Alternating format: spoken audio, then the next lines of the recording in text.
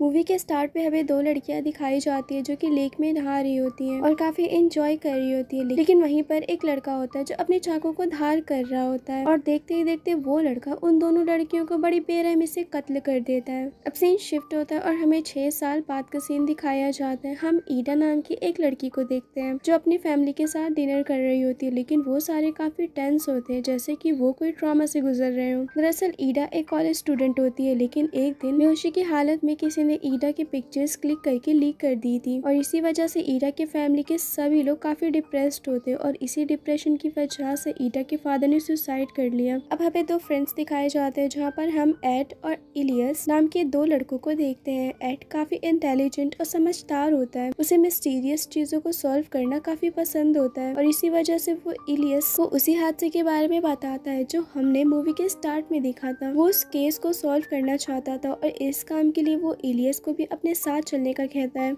इधर हम ईडा को देखते हैं और ईडा के साथ उसकी बेस्ट फ्रेंड नोरा होती है। यहाँ इलियस, एड, डोरा और ईडा ये सब क्लासमेट होते हैं और वो सब डिसाइड करते हैं कि वो लोग उसी जगह पर साथ में जाएंगे ताकि वो सब एंजॉय कर सके। हालांकि ईडा वहाँ जाने से काफी मना करती है, लेकिन इसके बावजूद भी नोरा उसे किसी तरह मना लेती है और इसी के साथ वो सब उस जगह यानी कि बॉटम लेक के लिए निकल जाते हैं और कुछ दूर के सफर के बाद वो सब वहाँ पहुँच जाते हैं। तभी वो लोग देखते हैं कि उस लेक तक जाने का रास्ता बंद किया गया था, लेकिन एड उस चेन को खोल कर आगे बढ़ता है। चलते चलते उन्हें रात हो जाती है और आखिरकार वो लोग उस लेक के पास पहुँच जाते हैं और वहीं पर ही टेंट लगाते हैं। रात में ईडा और एड दोनों बॉनफायर के पास बैठकर बातें कर रहे होते हैं। एड यहाँ ईडा को 6 साल पहले हुए मर्डर के बारे में बता रहा होता है कि तभी वहाँ पर इलियस और नोरा भी आ जाते हैं। एड उन सबको बताता है कि मैंने उस किलर के बारे में काफी रिसर्च की है, जिससे मेरा मानना ये है कि वो किलर इस जगह को अपना घर मानता है और इस जगह से वो काफी प्यार करता है जैसे कि हम अपने घर को करते हैं। और इसी तरह जैसे हम किसी अनजान इंसान को अपने घर में नहीं आने देते, ठीक उसी तरह वो किलर भी इस जंगल को अपना घर मानता है और उसे यहाँ पर किसी भी स्ट्रेंजर का आना पसंद नहीं है और जो भी यहाँ पर आता है वो उसे बड़ी बेरहमी से मार देता है ताकि कोई दोबारा यहाँ आने की हिम्मत न कर सके। खैर इसके बाद वो सब सोने के लिए चले जाते हैं, लेकिन ईडा बाहर ही होती है। अभी उसे वहाँ पर टॉर्च जलती हुई दिखाई देती है। इससे पहले वो किसी को कुछ बता पाती कि तभी टॉर्च ऑफ हो जाती है। खैर इसके बाद ईडा लेक में नहाने के लिए जाती है और जब ईडा ऐसा कर रही होती है तो इलियस उसे छुपकर देख रहा होता है और ये बात ईडा को बिल्कुल भी पसंद नहीं आती है और गुस्से में वो वहाँ से चली जाती है। अब रात में वो सब सो रहे होते हैं, तभी ईडा को वहाँ पे किसी के होने का एहसास होता है और ये बात वो उन सबको बताती है। तब इलियस बाहर चेक करने के लिए जाता है। अब काफी वक्त बीत जाता है, लेकिन इलियस का कोई भी अता पता नहीं होता है, जिस पर बाकी के दोस्तों को इलियस की अब फिक्र होने लगती है। साथ ही वो लोग काफी डरे हुए होते हैं। तभी इलियस वहाँ पर अचानक से आकर उन सबको डरा देता है। इसके बाद नोरा फ्रेश होने के लिए जंगल के अंदर जाती है और इलियस उसकी सेफ्टी के लिए उसके पीछे जाता है। दूसरी तरफ एड और ईडा साथ में होते हैं। तभी उनके टेंट के ऊपर एक लकड़ी गिर जाती है, जिससे वो दोनों बहुत ज्यादा डर जाते हैं। तो एड ईडा को समझाता है कि तुम बिल्कुल भी फिक्र मत करो, ये जरूर इलियस का ही प्रैंक होगा, वो हमें डराने की कोशिश कर रहा है। और इसके बाद वो बाहर चेक करने के लिए जाता है, लेकिन वहाँ पर कोई भी नहीं होता है। तो वो वापस आकर टेंट में कहता है कि ये हरकत जरूर इलियस की है, जब वो वापस आएगा तो मैं उसे अच्छे से सबक सिखाऊंगा। तभी कोई स्ट्रेंजर वहाँ पर आता है और एड को चाकू से मारकर वहाँ से भाग जाता है। ये देखकर ईडा बहुत ज्यादा डर जाती है और चीखने लगती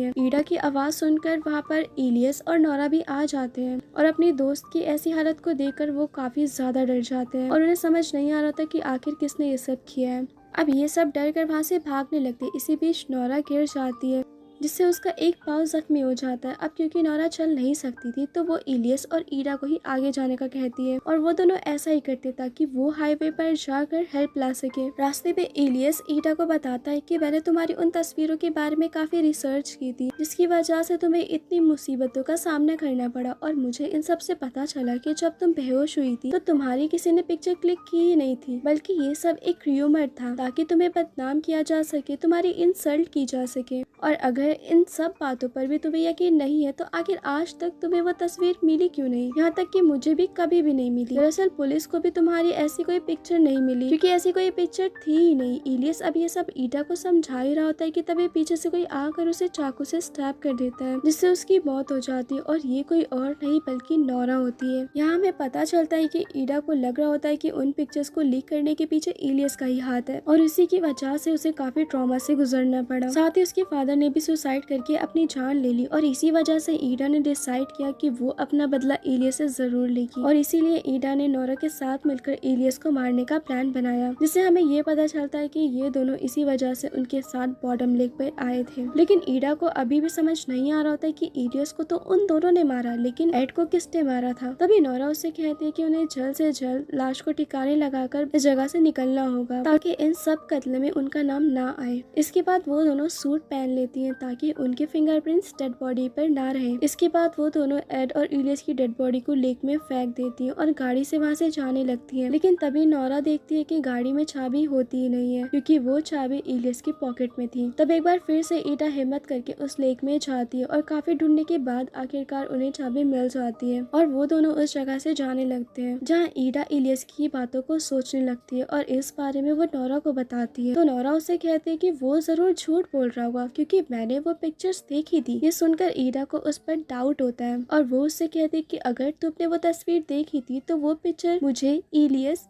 या पुलिस को कभी क्यों नहीं मिली। और आखिरकार नोरा यहाँ रिवील करती है कि इन सब के पीछे उसी का हाथ था और इलियस ने उसे सब कुछ सच बताया। किसी ने भी तुम्हारी पिक्चर्स नहीं ली थी, लेकिन वो र्यूमर हर तरफ मैंने लिखी थी। ये सुनकर ईडा बहुत ज्यादा हैरान हो जाती है, साथ में दुखी भी हो जाती है क्योंकि उसकी खुद की बेस्ट फ्रेंड ने उसे बैक स्टैप किया था। तब ईडा उसे पूछती कि आखिर तुमने ऐसा क्यों किया। तो नोरा उसे बताती कि स्कूल में तुम मुझसे ज्यादा इलियस की बातें किया करती थी और टाइम भी ज्यादा इलियस के साथ स्पेंड किया करती थी, जिससे मुझे लगने लगा कि अगर ऐसा ही चलता रहा तो तुम इलियस के काफी करीब हो जाओगी और तुम मुझसे दूर चली जाओगी और इसी वजह से मैंने तुम्हें इलियस से दूर करने के लिए प्लान बनाया और पार्टी में मैंने तुम्हारे जूस में तवा मिला दी जिससे तुम बेहोश हो गई और इसके बाद वो र्यूमर्स यानी कि अफवाह मैंने हर तरफ फैला दी। लेकिन मैंने ऐसा कभी नहीं सोचा था कि ऐसा करने से तुम इतनी बड़ी मुसीबत में पड़ जाओगी। ये सुनकर ईडा रोने लगती है क्योंकि उसकी दोस्त ने 3 बेगुनाह लोगों की जान ले ली थी जो कि ईडा के फादर होते, इलियस और एड होते हैं और ईडा उसे धमकाने लगती है कि वो ये सब पुलिस को बता देगी। ये सुनकर नोरा को काफी ज्यादा गुस्सा आ जाता है और उन दोनों में लड़ाई होने लगती है। तभी नोरा देखती है कि उनके सामने एक गाड़ी आ रही होती है। ये देखकर वो गाड़ी को घुमा लेती है लेकिन उनका एक्सीडेंट हो जाता है जिससे ईडा बेहोश हो जाती है। वहीं पर ही नोरा देखती है कि कोई आदमी खड़ा होता है जो अब धीरे धीरे उनकी तरफ आ रहा होता है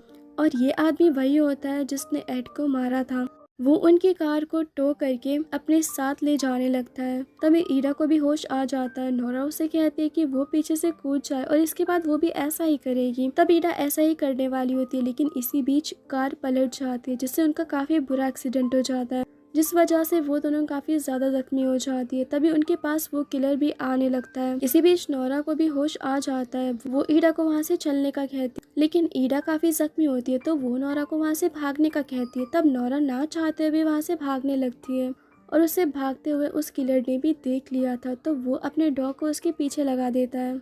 यहाँ हमें पता चलता है कि ये किलर कोई और नहीं बल्कि वही आदमी होता है जिसे हमने मूवी के स्टार्ट में देखा था। दरअसल एड ने जो भी रिसर्च इस जगह के बारे में की थी वो बिल्कुल सच थी और वो किलर उन सब पर काफी वक्त से नजर रख रहा था ताकि वो उन्हें अपना शिकार बना सके। इधर हम देखते हैं कि उस किलर ने ईडा और नोरा को बांध कर रखा होता है और उन दोनों के चेहरों को भी ढक दिया था। इसके बाद वो अपनी चाकू को धार करता है। इसके बाद वो ईडा को पकड़ कर उसे एक अंडरग्राउंड जगह पर फेंक देता है जहाँ पर बहुत सी लाशें होती है। इधर वो नोरा को बड़ी बेरहमी से मार देता है और ईडा के पास आकर उसके चेहरे पर हाथ फेरता है। नेक्स्ट सीन में हम देखते हैं कि उस किलर ने ईडा को नहीं मारा होता है बल्कि उसने उसे उसके घर पर पहुंचा दिया था ताकि सारे कत्लों का इल्जाम ईडा पर आ जाए और होता भी ऐसा ही है। पुलिस को ईडा के तीनों दोस्तों की डेड बॉडी मिल जाती है और ईडा को अरेस्ट कर लिया जाता है। हालांकि वो उन्हें काफी समझाने की कोशिश करती है लेकिन कोई भी उसकी बात नहीं सुनता है। लास्ट सीन में हम देखते हैं कि लेक पर कुछ दोस्त छुट्टियां मनाए आए होते हैं जहाँ पर वो किलर उनके शिकार करने वाला होता है। सो यार इसी के साथ ये मूवी एंड हो जाती है। मूवी अच्छी लगी हो तो वीडियो को लाइक करना, चैनल को सब्सक्राइब करना, make sure to comment what's your opinion about this movie. Thank you.